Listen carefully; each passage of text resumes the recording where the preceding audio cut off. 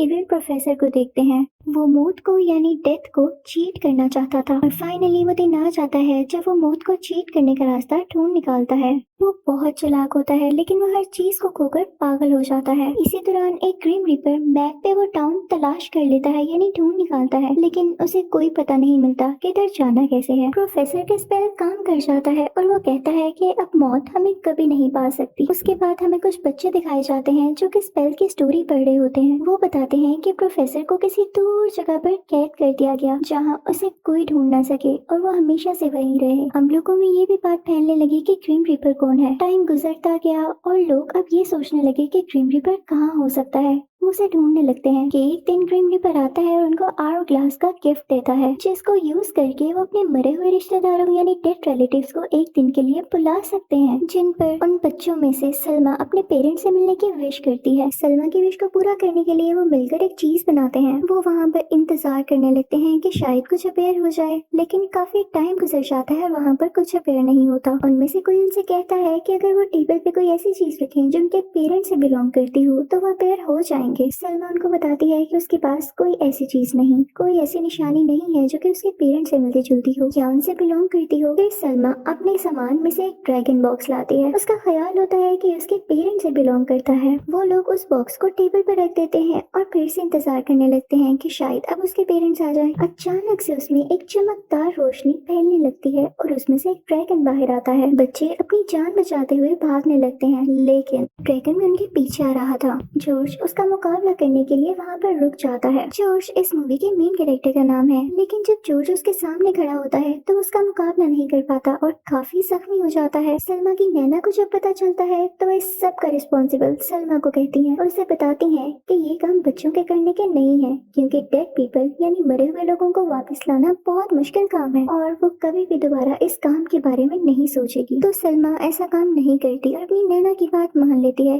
वो काफी खामोश हो जाती है क्योंकि उसका बहुत दिल चाहता था कि उसके पेरेंट्स उसके पास आए और वो एक बार तो उनसे मिल ले, लेकिन अपनी नैना के कहने पर वैसा दोबारा नहीं कर पाती। अब इस बात को काफी टाइम गुजर जाता है, पूरे 10 साल गुजर चुके थे। सलमा अब बड़ी हो जाती है। नवंबर आने का सलमा को पहुंच जा रही होती है कि तभी वहाँ से एक कार्ड गुजर रहा होता है जो कि उसके कपड़ों पर कीचड़ डाल देता है। कार्ड का ड्राइवर सलमा से माफी मांगता है और उसे बताता है कि वो एंटीक चीजें बेचता है, लेकिन सलमा को अपने गंदे कपड़े देखकर बहुत बुरा लग रहा होता है। तो वो कार्ड वाला आदमी उससे कहता है कि तुम चाहो तो इस कार्ड में से कोई भी एंटीक चीज ले सकती हो, लेकिन इसके बदले मुझे माफ जरूर कर देना। अब वो ड्राइवर उसे एक टेलीस्कोप और एक लॉकेट दिखाता है। वो उसे किसी ट्री के बारे में भी बताता है कि लोगों का मानना है कि लिविंग और डेड लोगों में एक कनेक्शन है और ये एक हिडन लव स्टोरी का ही पार्ट है। सलमा वहाँ से सीधा अपने सीक्रेट मिशन प्लेस पर चली जाती है जहाँ उसे जॉर्ज और एक और लड़का मिलता है। वो उनको भी वो लॉकेट दिखाती है। वो कहती है कि इसका कोई कनेक्शन है जो मुझे मेरे पेरेंट्स से मिलवा सकता है। सलमा उन दोनों से कहती है कि प्लीज मेरी आखिरी बार मदद कर दो। वो उनसे काफी रिक्वेस्ट करती है जिस पर वो मान जाते हैं। अब उनका डे ऑफ डेड सेलिब्रेशन आ जाता है और सलमा अपना ऑल्टर टेबल तैयार करने लगती है। जैसे ही वो ऑल्टर टेबल पर लॉकेट रखती है तो एक ब्लास्ट होता है, लेकिन उसे फिर भी अपने पेरेंट्स नहीं मिलते। सलमा थोड़ा फ्रस्ट्रेटेड हो जाती है और उसे लगता है कि कोई भी उसकी मदद नहीं करता।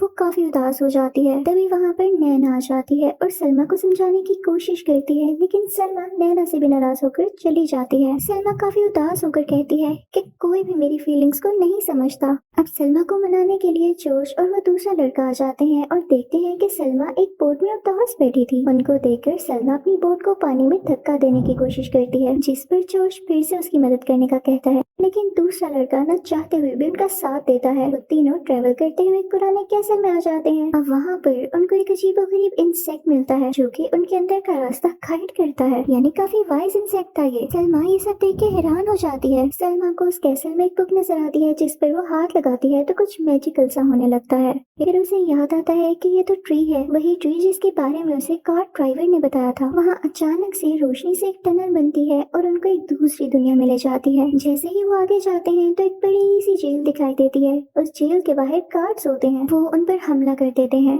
सलमान से बचने के लिए वो बुक खोलती है और उसमें से कुछ लाइन पढ़ती है जिससे स्पेल अपना काम करता है और उन दोनों गार्ड्स को खत्म कर देता है। वो अब आगे बढ़ते हैं तो एक बड़ा सा गार्ड आ जाता है और उन पर हमला करता है। वो तीनों उससे बचने के लिए छुप जाते हैं। सलमा उस बुक से कुछ न्यू ट्राई करती है जिससे जॉर्ज लड़की और दूसरा लड़का ब्रोकली बन जाता है, यानी एक वेजिटेबल। गार्ड उन दोनों पर हमला करता है और वो एक गहरी खाई में गिर जाते हैं। ये देखकर सलमा को काफी गुस्सा आता है, जबकि सलमा उन दोनों को याद करके रोने लगती है और कहती है कि उसकी विश की वजह से वो दोनों अब नहीं रहे, क्योंकि जॉर्ज और दूसरा लड़का वहाँ से गायब जो हो गए थे। तो सलमा इसका रिस्पॉन्सिबल खुद को समझ रही थी। जॉर्ज और दूसरा लड़का वर्ल्ड ऑफ डेड में पहुंच जाते हैं, जहाँ उनको हर जगह स्केलेटन चलते फिरते नजर आते हैं। वहाँ सलमा प्रोफेसर से मिलती है और वो उसे बताता है कि वो जानता है कि कैसे डेड लोगों को वापस लाया जा सकता है और वो उन दोनों को भी वापस ले आएगा, जिस पर सलमा खुश हो जाती है। प्रोफेसर सलमा को एक स्पेल लाइन पढ़ाते हैं और कहते हैं कि जिससे एक रास्ता बन जाता है, ये वो स्पेल है। प्रोफेसर सलमा को उसके पेरेंट्स के कैसल तक लेके जाते हैं और उसे बताते हैं कि उसके पेरेंट्स मैजिशियन थे